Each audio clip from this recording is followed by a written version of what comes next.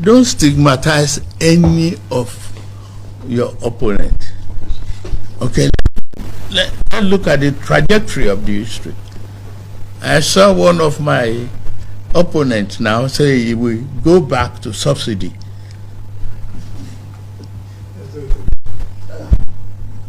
I read it.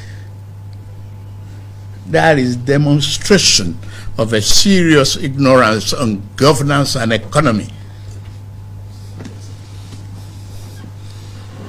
Before I came here, 27 states are unable to pay salaries.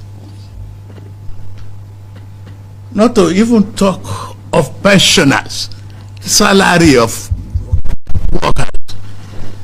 In your state, I know a man that